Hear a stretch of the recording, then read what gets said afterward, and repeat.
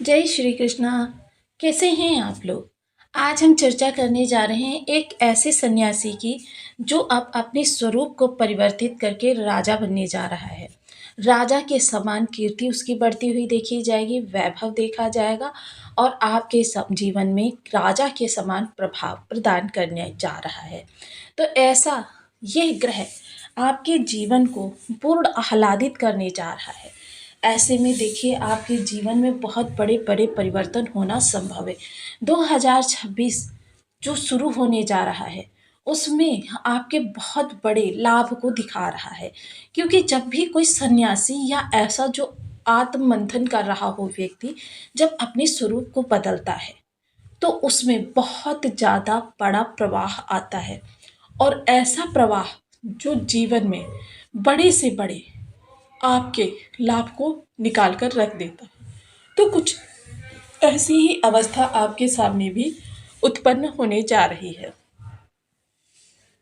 केतु महाराज जो आपके धन त्रिकोण में बैठे हुए हैं और इस समय पर आपके लिए जो स्थितियों को उत्पन्न करने जा रहे हैं, राजा के समान प्रभाव प्रदान करने। अब तक राहु को आपने सन्यासी रूप में देखा है, क्योंकि इनके पास बहुत ज़्यादा पावर है, बहुत ज़्यादा शक्ति है। लेकिन क्या होता है कि ये अपनी शक्ति जो है आध्यात्मिक प्रवृत्तियों को जागृत करने में लगा देते हैं। और इस समय केतु महाराज षष्ठ भाव में बैठे हुए हैं, तो इस समय आपके जो भी कहते हैं ना कि जॉब से रिलेटेड चीज़ें हैं उसमें बहुत बड़ा करते हुए दिखाई देंगे। विशेषकर देखिए जॉब ही नहीं, समस्त वर्ग के लिए काफ़ी महत्वपूर्ण ये रहने वाला है, क्योंकि कंपटीटर जो होते हैं वो जॉब वाले लोगों के सामने भी आते हैं और उन लोगों के सामने भी आते हैं जो व्यापार कर रहे होते हैं या छोटा मोटा कोई काम कर रहे होते हैं, उनके सामने भी कंपटीटर्स होते हैं।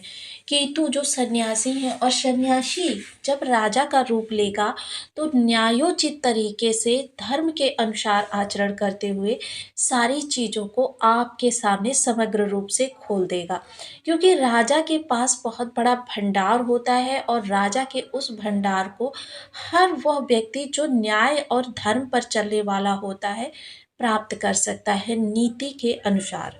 तो बहुत महत्वपूर्ण यह गोचर रहने वाला है। वहीं जस्ट सामने राहुदेव महाराज बैठे हुए हैं जो बार बार केतु को याद दिलाएंगे कि भाई भौतिक जगत है, भौतिक जगत के लिए बहुत कुछ करना है, व्यक्ति को बहुत विशेष बनाना है। जिसको आप दे रहे हो इतना दे दो कि बाद में उसे कुछ और मांगने की आवश्यकता ना पड़ जाए।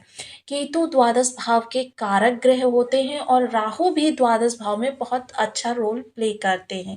यह दोनों की अच्छाई इस समय पर आपके सामने काफ़ी अच्छे रूप से निकल कर आने वाली है। चीज़ें विस्तार तो लेंगी लेकिन आपकी उम्मीद से बहुत बहुत ज़्यादा।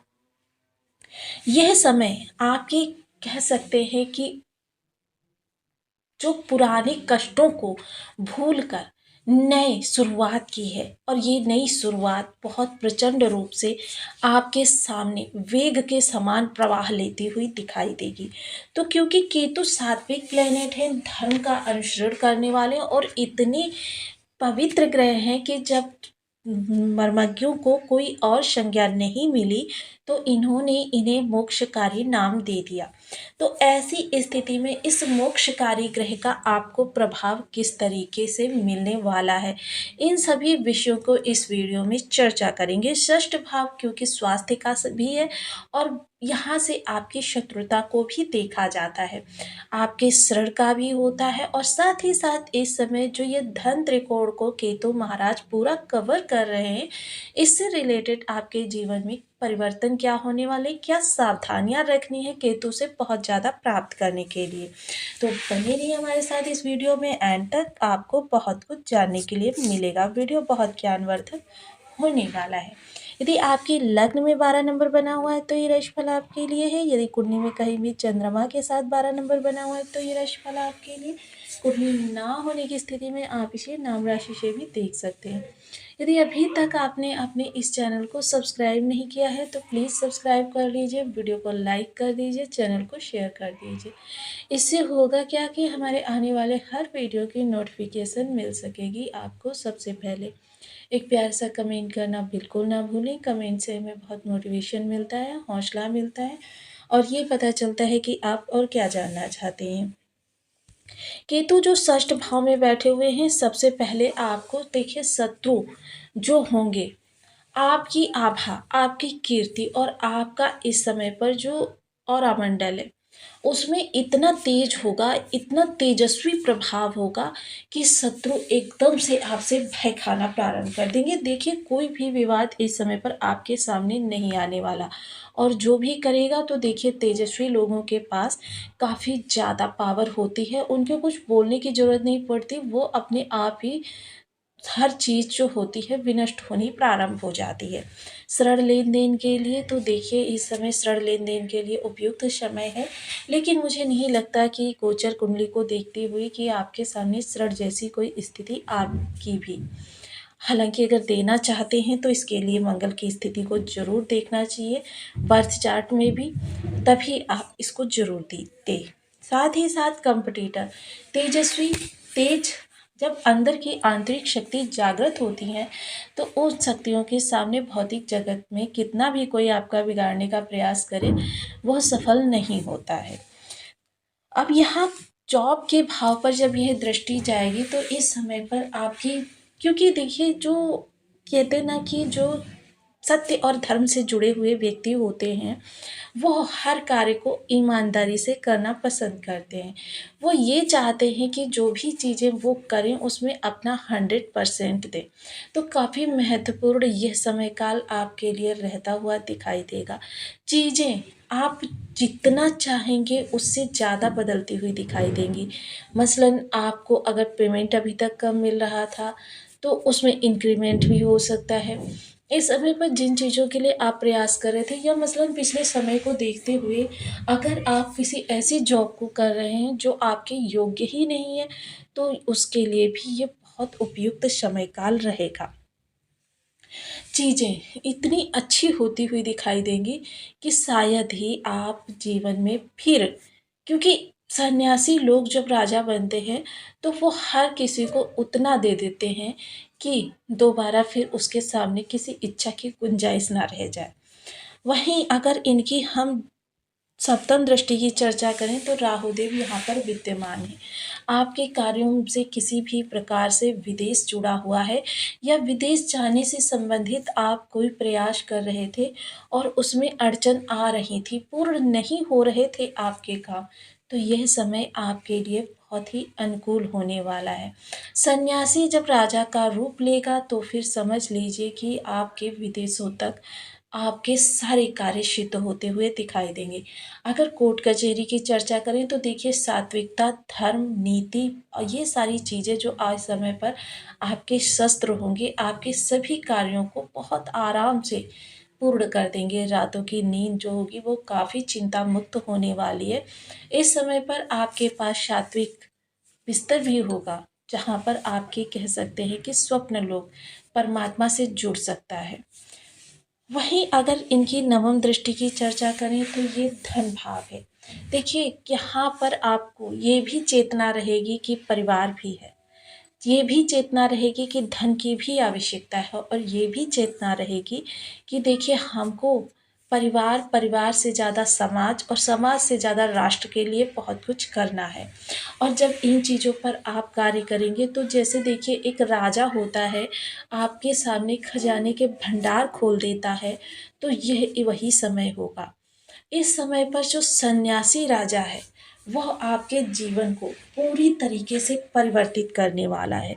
आपके जीवन में बड़े-बड़े परिवर्तन संभव होंगे। इस समय पर लोग स्वार्थ को भूलकर आपसे प्रेम से जुड़ते हुए दिखाई देंगे। आपके तेजस्वी, ओजस्वी प्रभाव की वजह से आपके साथ जुड़ते हुए दिखाई देंगे। इस समय पर आपकी वाणी में एक ऐसा प्रवाह होगा जो हर किसी को परवश मंत्रमुग्ध कर देने वाला होगा। मसलन इस समय पर आप कोई भी ऐसा कार्य जो भौतिक जगत के लिए जैसे इंटरव्यू, डीलिंग या कोई भी ऐसा कार्य, उन सभी के लिए सबसे उपयुक्त बेस्ट समय यही काल कहा जा सकता है। अब वहीं अगर चर्चा करें एक ऐसा परिवर्तन जो आपको स्वयं अपने अंदर करना होगा केतु महाराज से ज़्यादा प्राप्त करने के लिए। तो वो परिवर्तन होगा त्याग की अनुभूति। क्योंकि एक सन्यासी है, सन्यासी क्या चाहता है आपसे? सन्यासी चाहता है आपसे कि आप धर्म से जुड़ें, धर्म का अनुसरण करें, बुरी प्रवृत्तियों को छोड़ दें, त्याग दें। और जब आप इस तरीके से कार्य करते हैं तो सन्यासी के सबसे प्रिय बन जाते हैं। और यह सन्यासी तो ऐसा सन्यासी है जो इस समय पर राजा की उपाधि प्राप्त करने जा रहा है। यहाँ पर देखिए राहु केतु का सम्मिश्रित प्रभाव इन दो भावों पर रहेगा, जिसकी वजह से इन दोनों भावों में आपको बहुत ज़्यादा इस समय पर दोनों ही स्थितियाँ, क्योंकि मन जो है आपका पाप की ओर भी जाएगा और पुण्य की ओर भी जाएगा, मतलब एक लोलक के जैसे मन की स्थिति रहने वाली है। इसमें से आपको चुनाव करना है सन्यासी का यानी पुण्य का। और जितना आप पुण्य का अनुसरण करेंगे उतने ज़्यादा आपके सामने लाभ के मार्ग प्रशस्त होते जाएंगे।